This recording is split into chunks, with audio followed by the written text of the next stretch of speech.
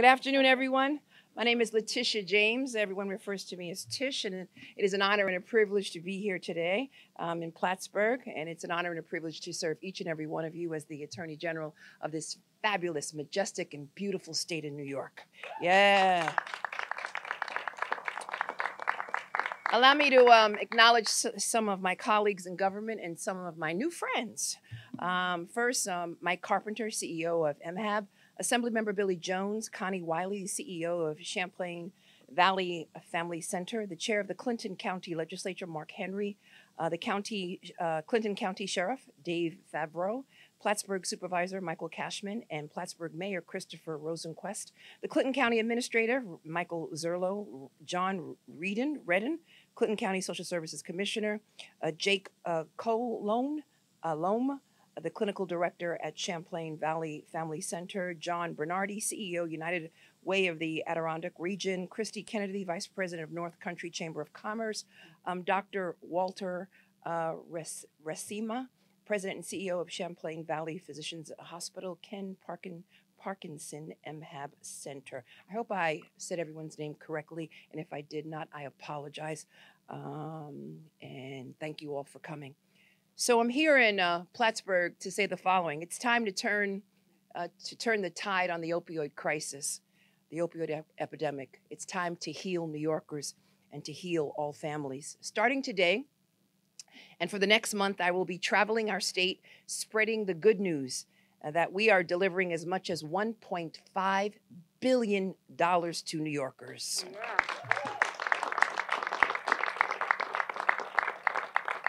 And it's not over. As you know, we've got a trial in Suffolk County with 2 remaining defendants. So the trial is continuing, but also we are continuing having settlement discussions with those 2 defendants, and hopefully we'll bring you some more money. The entire region will receive as much as, are you ready? Are you ready? Up to $14.5 million.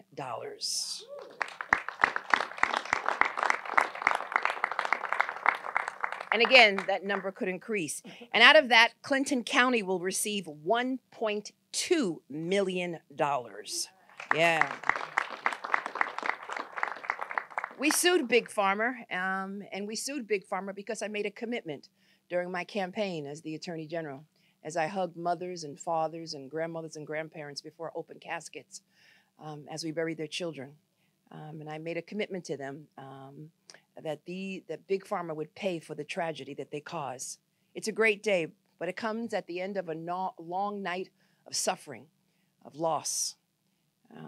Individuals whose lives have been shattered as a result of the opioid crisis. And right now, someone in America is misusing a painkiller for the first time. Someone who simply went into a dentist for a toothache and who was given opioids. Is unfortunately in the throes of an opioid crisis. Right now, someone is dying of an overdose. And right now in our state, someone, and we pray for them each and every day, someone is burying their child, watching a loved one sink further and further into despair. Over the past 2 decades, around 750,000 Americans, our fellow Americans, have died from drug overdoses. And COVID just made things worse. They were socially isolated. They could not see their counselors. They could not be connected to their family members. And it just made things worse.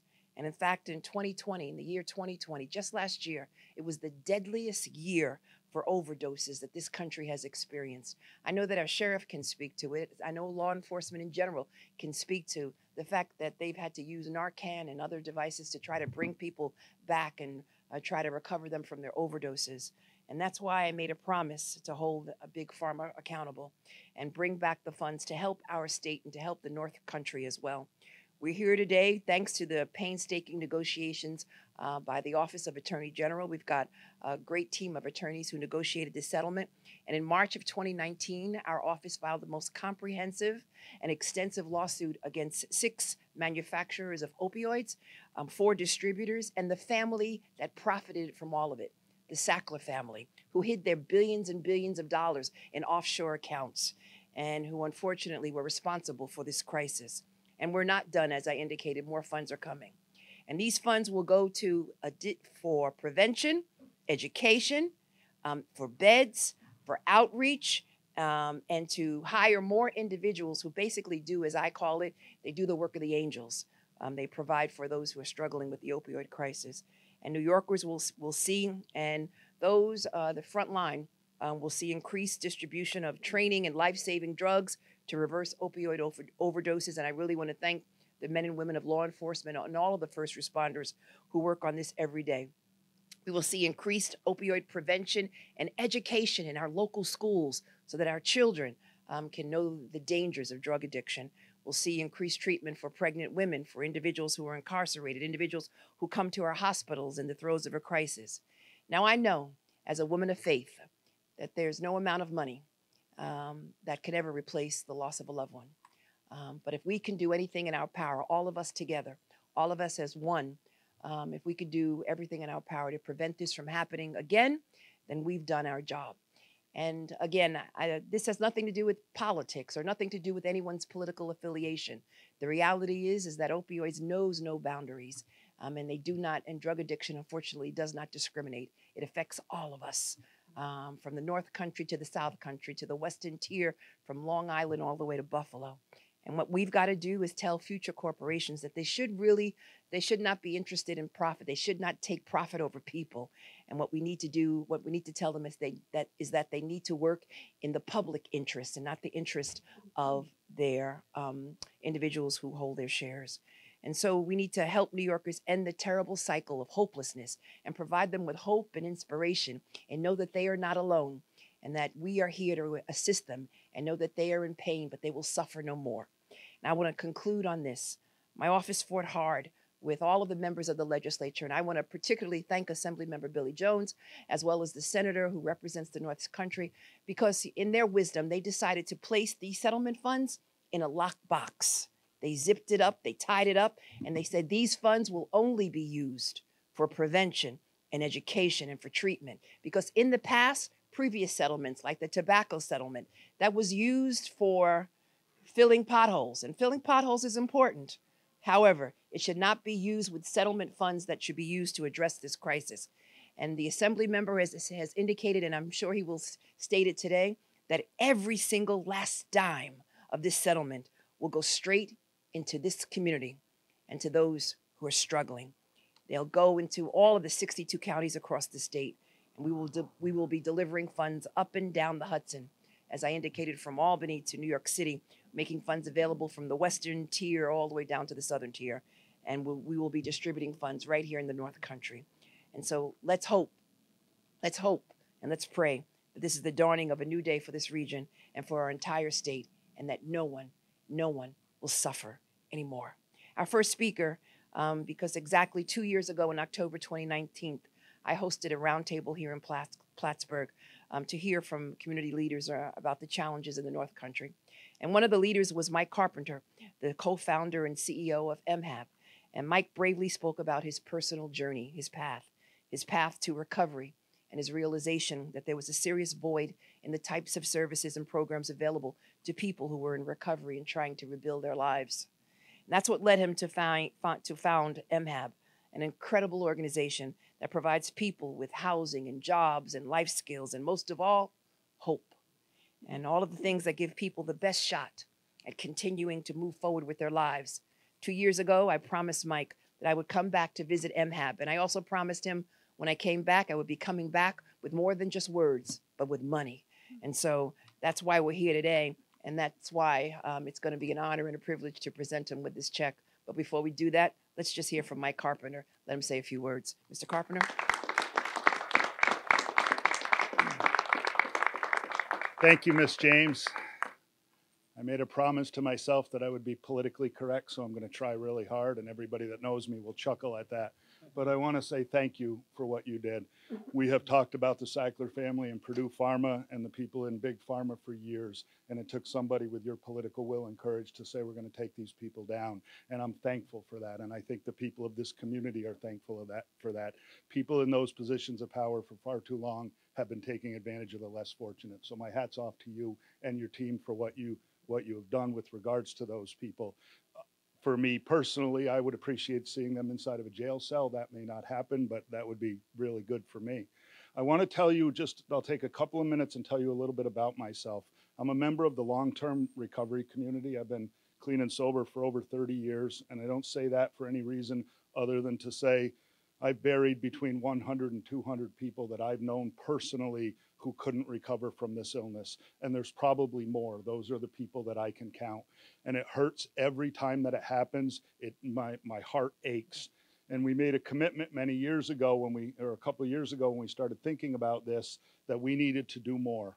And the people who work in the front lines of this, the treatment providers and the rehabs and all of the people that are right out there on the front lines do a hell of a job, but we still don't have enough beds. We still don't have enough resources. We still don't pay the people well enough to be able to combat this. And we said, what can we do as a private business to make this better and to be part of the solution? And in the years I've been in recovery, I've helped a fair number of people get and remain clean. When we purchased these dorms in this facility that you're standing at today, we purchased it to be a life skills campus.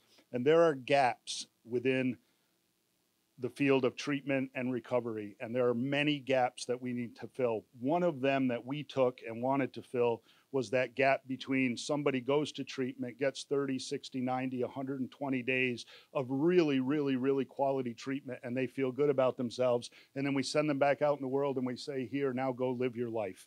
And many of those people wind up returning to what they used to do because they haven't acquired the necessary afterlife skills, those later skills. We opened this center as a place to give those, to bridge that gap between early recovery and long-term recovery so that people would stay here and do that. That's what this place stands for. We have 140 beds here. We have a recovery center that other people are going to talk about. There's a lot of great things about this. I want to tell you the why we did that. The why we did it is really the important piece, and it is those deaths. I look around here, and I know people here in this audience who have lost children to this disease. I know people who have battled this for years and years and years and never been able to get it. And we said, shame on us for being a private business that's not doing enough to help the people that are on the front line. So we put our money where our mouth was and we said, we're going to work with the treatment providers. We're going to work with the agencies, the nonprofits, the government officials in this area and make this a living place. And I will tell you, Ms. James, I've watched all of your press conferences that you've done in the Heal New York to see what this was. And we think the same about a lot of things. We put this together in less than a year and opened it.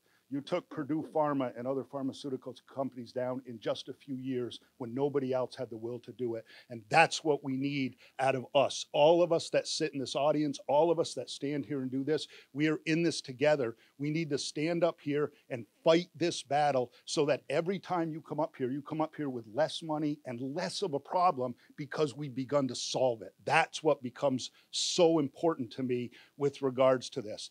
I am incredibly honored that you chose MHAB to come to. Usually when I speak to somebody, I never hear from them again. So you coming back up warms my heart and makes me very happy. And thank you for everything you do for this community, and please continue doing it. So thank you.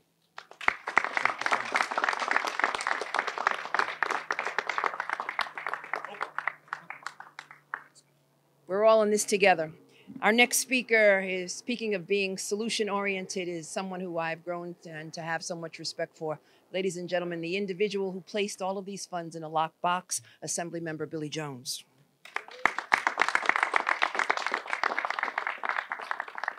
Thank you very much, and it's an honor to be here today. I've been to this facility many, many times, but Attorney General James, you made a promise to come back here and visit this place, and it means so much to the community that you did come here, and thank you. And she mentioned how in the legislature, I and my colleagues, we did something very unique this year, which shouldn't be unique, but it is.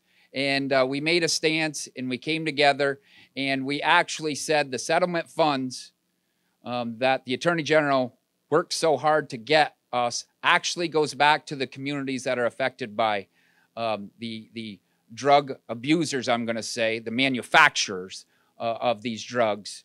We made it, we put it in a lockbox, and we got that done. And what that does is it guarantees those funds will go directly to treatment, recovery, the specialists that need it to help these individuals and their families. And I thought that was a heck of an accomplishment. But Attorney General James, I have to reiterate what Michael said, thank you so much for standing up to these powerful drug companies and taking them to task, these drug peddlers that have been affecting members of our communities for many, many years. And you did it, and you continue to do it. And my utmost thank you and respect to you for doing that. She did it. Every time that I see her, she was up here a couple years ago at SUNY Plattsburgh, and she said, well, I woke up and today and I sued another drug company. That's what I did. And I had breakfast. And we all kind of laughed about it, but it's the truth. That's what she did. And what she said and what she did essentially is what we're all fighting to do here in the past several years. We're saying enough is enough. I'm looking out at the family members of people that have lost loved ones. I personally have. My family members, our friends, our neighbors, we have lost too many people to this. And now we say enough is enough.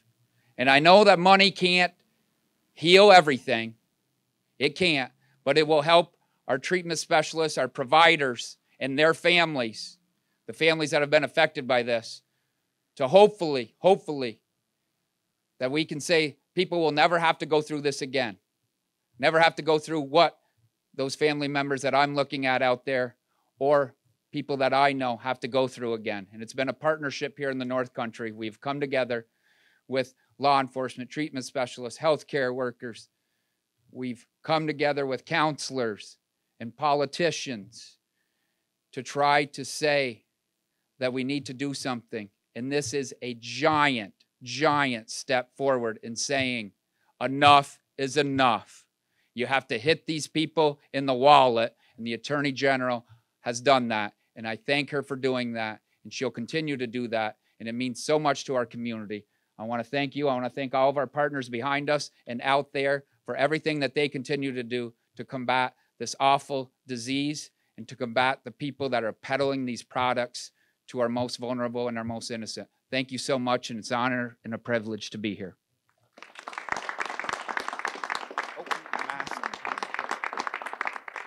Our next speaker is the chair of the Clinton County Legislature, Mark Henry.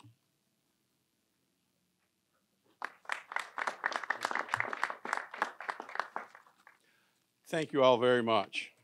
It is definitely an honor to be here today, to be with the Attorney General. Thank you for coming back again to our community. On behalf of the legislature and all of the residents of Clinton County, I welcome you. This is an important day for our county. Like most communities across New York State, Clinton County has witnessed the devastating effects of the opioid epidemic. It has destroyed lives, it has destroyed futures, and it has destroyed families. We are very grateful for the Attorney General's unwavering commitment to hold these companies accountable and for negotiating a settlement that will make a difference across New York State and here in Clinton County.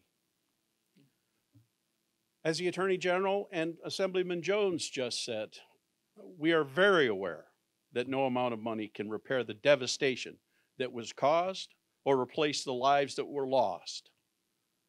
But these settlement funds can be used to honor those who lost their battle with this deadly disease.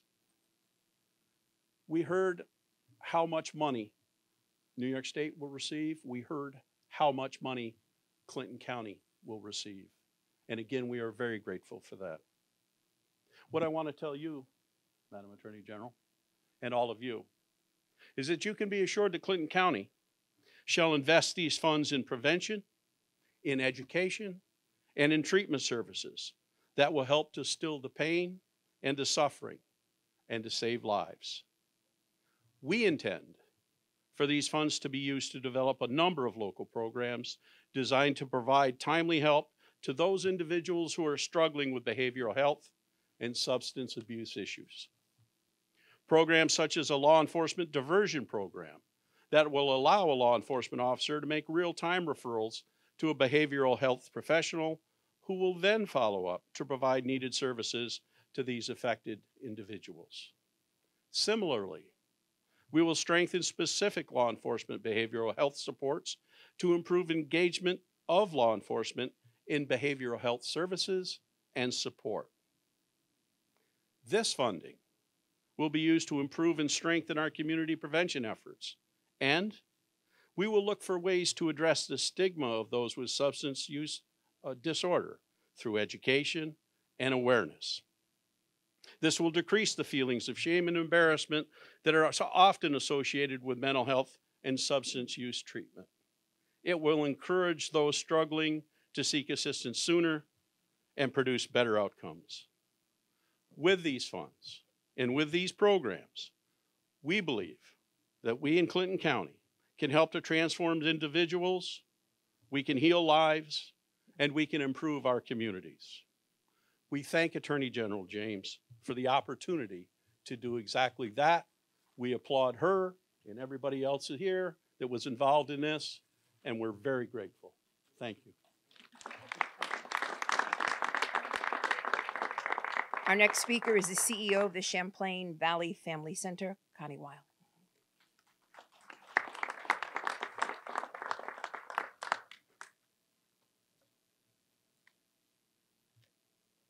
I want to take this opportunity to sincerely thank our New York State Attorney General Letitia James for making the time to visit the real upstate region of New York, next stop Canada. Additionally, I want to thank everyone who was here for showing up for this significant public event. With so many days of darkness and isolation, anxiety, and yes, depression related to COVID-19, the opioid epidemic has persisted. Substance use disorders have increased significantly, and mental health diagnoses with the SUD population are at an all-time high in our community, and we're certainly seeing that at our agency. In 2010, we saw firsthand how the opioid epidemic was impacting the families of our community. There have been so many families in our upstate region who have lost loved ones due to the opioid overdose. In fact, approximately 5 weeks ago today, many of us were here on the same lawn for an overdose awareness candlelight vigil. And we heard from 2 local parents who had both lost young sons to opiate overdose. We also listened to a young woman share her story of recovery from opiates and gave a strong message of hope. The opiate epidemic has challenged us to be creative, to be advocates, to tackle stigma with a unified voice. The collaborations in this county are outstanding. Unique partnerships have formed, and I could list many. Of note is the collaboration between a not-for-profit organization, Champlain Valley Family Center, and MHAB, a for-profit business led by Mike Carpenter. Together, we can do much, like the Recovery Community Center that is just beyond that door. Approximately 2 years ago, the Attorney General came to Plattsburgh, and I was fortunate enough to attend that meeting. She came, she talked to us, she listened, and I watched her take copious amounts of notes during that meeting. She really wanted to know the impact in our region with the opiate epidemic. I walked away from that meeting, and one word kept coming to my mind about our Attorney General, and that was impressive.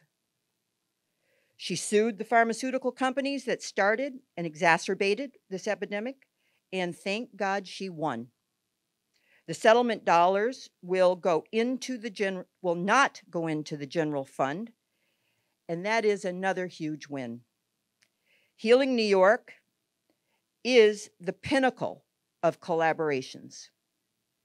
So let's get the money to the communities, get the boots on the ground, sustain and enhance the addiction service delivery system, and work on harm reduction, prevention, treatment, and recovery supports together.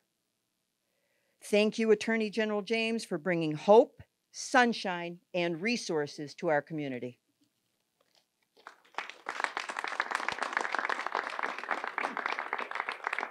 I view opioids as a public health crisis, and I view it through those lenses. But we do need the help and the support of law enforcement. Our next speaker is the Clinton County Sheriff, David Favro.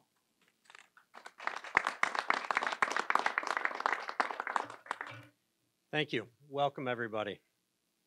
If you see me looking slightly to my left shoulder, that would be the law enforcement angel. And if I look to the right shoulder, well, other than our AG, that would be my corrections angel. I stand in the middle in a little bit of confliction at times because we are responsible for a large part throughout the county of drug enforcement, going to domestic violence, a variety of crimes that impact every single person sitting right here today. Then I also have to go back to the office and deal with the corrections concept.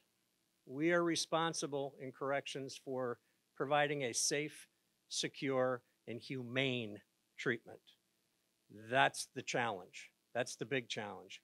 People that have substance use disorders, that's not a thing that is really known to law enforcement. For years, we've been dealing with a quote unquote battle on the streets. And we're battling the wrong thing. The work that you did will actually help us significantly clean up an awful lot of the problems on the street. However, the work that we have to do is still immeasurable. And I'm going to be the selfish one in the crowd if I can, although it's not directly your purview, but I think you could probably help us a little bit. We have seen some changes with the bail reform issues. And with not being able to assess people when law enforcement officers bring them into a jail setting, and we can get them to people like Connie, we can get them in the hands of the right person. We can call a Mike Carpenter and say, hey, we think this person needs some help. We can't just keep stockpiling them in jail. That's not the place for them. We don't have the means, and honestly, I don't know as if any amount of money would provide us those means. But we can help if we make the proper assessments early enough on and we get all the players involved.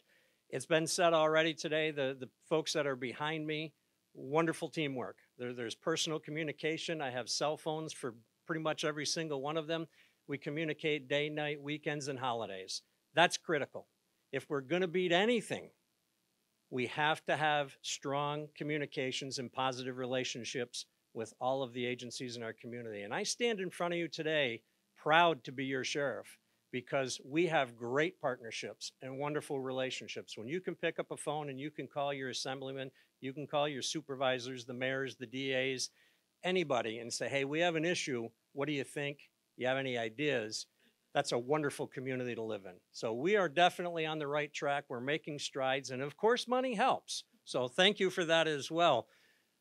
The fact that Mike Carpenter, Betsy, and Herb and the whole family put this program together, we have seen positive results already in this community. And I am so excited that we have the pleasure of having a program like this right in our hometown because we will make a difference. And once again, Clinton County is going to be a big county to look at from other parts of our state and hopefully other parts of our country. Thank you very much, and everybody be well.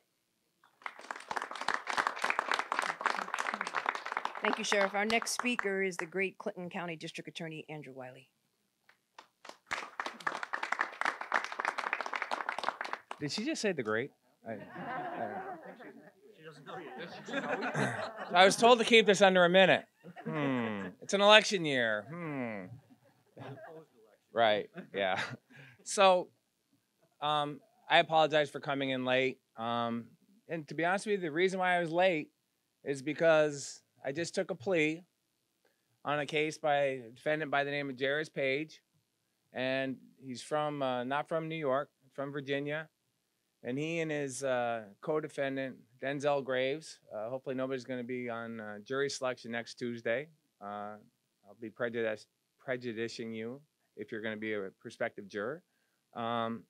He just entered a plea today to an A2 felony, reduced down from an A1 felony, of possession of fentanyl and of cocaine. And I think, as the AG has probably said today, and the other members that are behind me have said, Clinton County has a extraordinary high amount of fentanyl and heroin overdoses that have occurred over the past few years. 700 to 1.2 million, not enough, AG. We need more money. All right, we need more of that. New York County has their own funds that they can support their programs down there with, but We greatly appreciate you being here today. We greatly appreciate the funding that Clinton County will receive for our law enforcement, for our government officials, and for our treatment providers to continue, as everybody said, to continue this ongoing battle of the opioid crisis that we've had, not only that we have today, but that we've had in the past, and that will continue to exist here in Clinton County. So thank you very much for being here today, and I greatly appreciate it.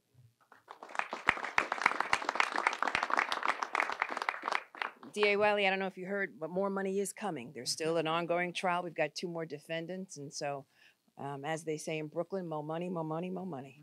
Our next speaker is Plattsburgh Supervisor Michael Cashman.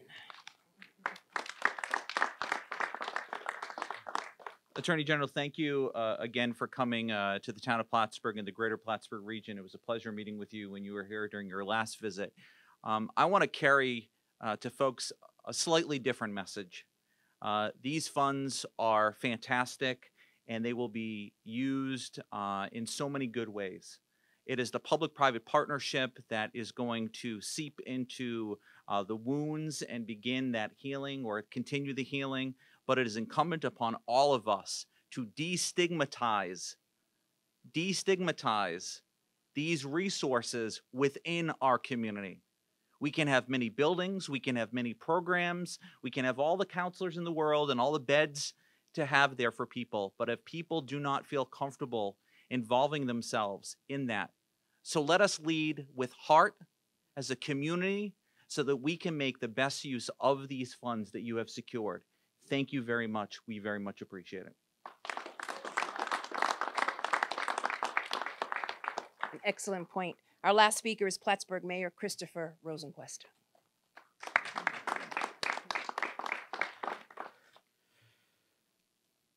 Today marks a step forward in healing our community from the devastation caused by this opioid epidemic. This manufactured crisis is a result of corporate greed and the gross ignorance of those very few who had the tools and the resources to heal, but felt it more important to line their own pockets. And although nothing can be done to undo the damage they've caused, very little can restore the lives lost and the devastation experienced by the families impacted by this crisis. However, what we can do, what our political and community leaders should do, is we need to lend our voices and our platforms to hold opioid manufacturers and distributors accountable. And at the very least, we should be using our voices and our platforms to continue to destigmatize drug addiction and mental illness. I am grateful to you, Attorney General James, for doing just that. She's stepped up, used your voice and power of your office, and you've been an example of courageous leadership in this fight against the opioid manufacturers. Your Heal New York initiative has secured us a significant amount of money that will be redistributed to communities just like ours to mitigate future harm. So I want to thank you and acknowledge you, Ms. James, and your team, who I've grown to know very well over the last couple weeks. And more importantly, I want to acknowledge all of the families and loved ones who have found your way to recovery. And for those who haven't yet, we haven't given up. We see you, we love you, and what you're dealing with is not a stigma. Thank you for being here, and thank you to my partners as well. Appreciate it.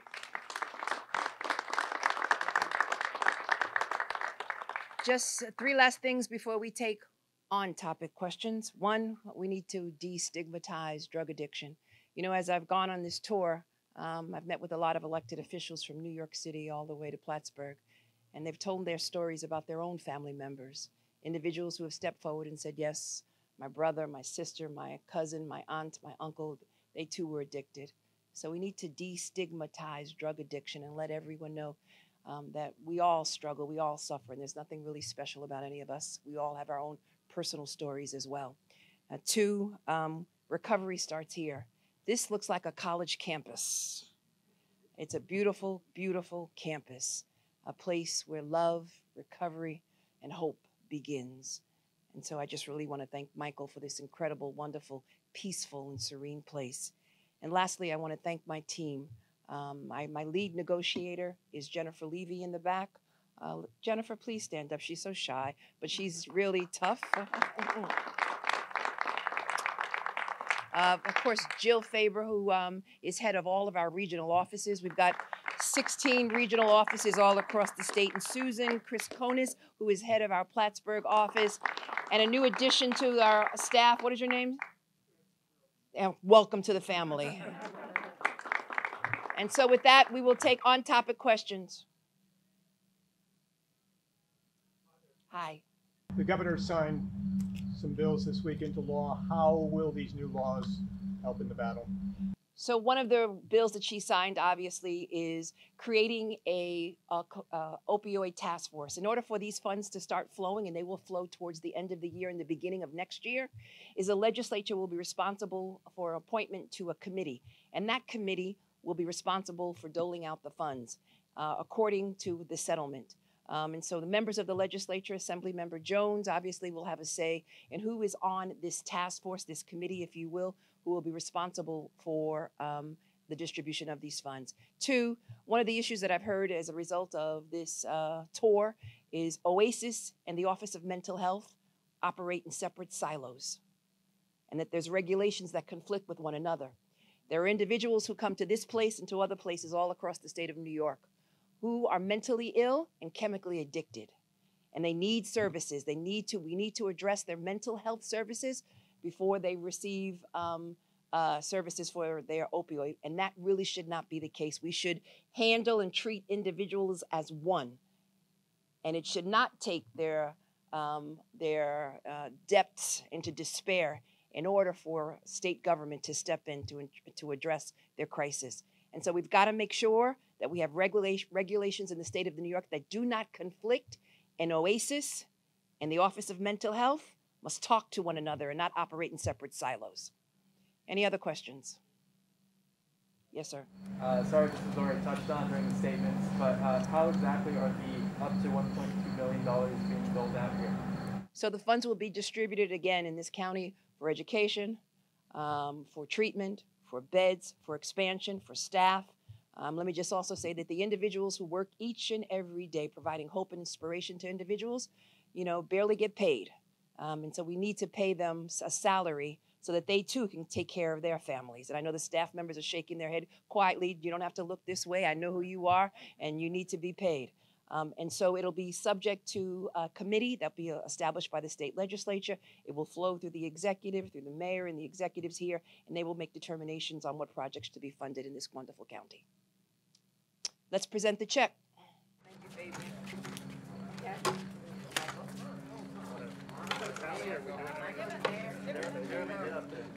Chairman, there you go. For the county.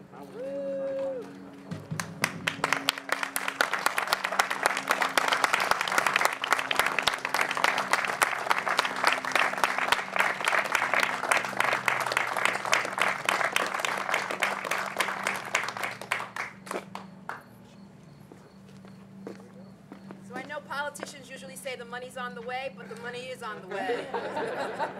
Thank you all for coming. God bless you.